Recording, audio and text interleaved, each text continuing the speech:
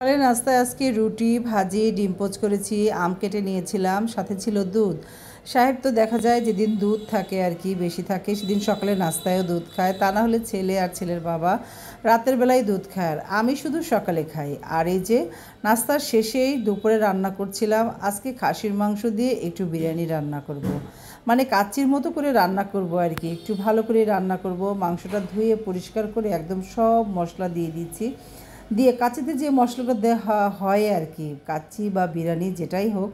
আর এই যে এইখানে আমি অনেকগুলো কাঁচামরিচ দিয়েছি যাতে একটু ঝাল ঝাল হয়। আর এই যে আমার জয়ত্রী জয়ফল পেস্তা এই বাটাগুলো একদম দিয়ে দিয়েছি, আর দিলাম সাথে দই। এই দইটা দিয়ে আর সরিষার তেল দিয়ে একদম আমি মেরিনেট করে রাখবো আধা ঘন্টার মতো। যে মাংসটা মেরিনেট করব দই দিয়ে মশলা দিয়ে, এটাই মাংসটার টেস্ট বাড়াবে অনেক গুণ। আর মাংসটা একদম সিদ্ধ হয়ে একদম সফট হবে, খেতে খুবই ভালো লাগবে। একদম কাচ্চির মশলা যেভাবে দিয়ে মাখিয়ে রাখে ঠিক সেইভাবেই আমি একটু বড় বড় পিস রেখেছি, যেহেতু কাচ্চির মতো করে রান্না করব, কিন্তু আমি মাংসটা একটু রান্না করব। কারণ আমি ভয় পাই, এর আগে অনেক দিন আগে আমি একবার কাচ্চি রান্না করেছিলাম, হয়েছিল, কিন্তু টেনশন থাকে অনেক বেশি, হলো কি হলো না, এই টেনশনের জন্যই আমি ওটা রান্না করতে চাই না। আর এই যে রান্না করব, আমি একটা নতুন প্রেশার কুকার কিনে এনেছি। আমার আগের প্রেশার কুকারটা একটু লিক হয়ে যাওয়াতে ওটা আর ব্যবহার করছি না, বড়টা এখন একটা ব্যবহার করি, ছোট কিন্তু বড় নেই। ছোটো বলতে মানে একদমই অল্প, ওখানে হয়তো 1 কেজি গরুর মাংস করা যাবে, কিন্তু এখানে আমি মাংস নিয়েছি প্রায় 2 কেজির ওপরে। এই জন্য আমি বড় প্রেশার কুকারটা বের করে নিলাম। কিনে এনেছি প্রায় মাসখানেক হবে, কিন্তু রান্না করা হয় নাই।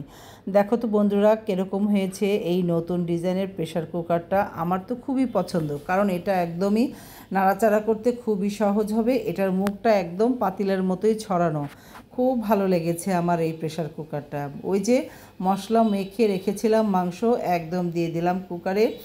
কয়েকটা সিটি দিব, একটা বা দুটো সিটি দিব, কারণ বেশি দিব না। ওই যে বললাম একদম পাক্কি বিরিয়ানির মতো রান্না করব। এদিক দিয়ে সাহেব বলছিল যে তোমার গাছের পাতাগুলো অনেক বড় হয়েছে, পুঁই গাছের পাতা, কিন্তু দিতেই সে একদম নিচের থেকে গুড়ি থেকে কেটে নিয়ে আসলো পাতাগুলো। যাক, কেটেছে আবার ভালোই করেছে।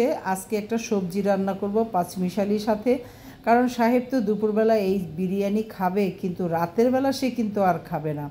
এর জন্য রাতের জন্য একটা সবজি রান্না করে রাখবো। আমি এই কাজটা করি। এই যে পেঁপে, আলু, মিষ্টি কুমড়া, মানে যা যা ছিল, চাল কুমড়া সব কিছু দিয়ে ডাল দিয়ে প্রেশার কুকারে একটা সিটি দিয়ে বাস বাগার দিয়ে দিচ্ছি। বাগারে আমি অবশ্য একটু মশলা দিয়েছি, মানে একটু হলুদের গুঁড়া একটু মরিচের গুঁড়া দিয়ে পেঁয়াজ রসুনের সাথে কাঁচামরিচটাও দিয়েছি, দিয়ে এই যে বাগার দিয়ে দিলাম। দেখো তো কত সুন্দর একদম কালারফুল হয়েছে। এই সবজিটা খেতে এত মজা হয়েছিল, দারুণ হয়েছিল কিন্তু।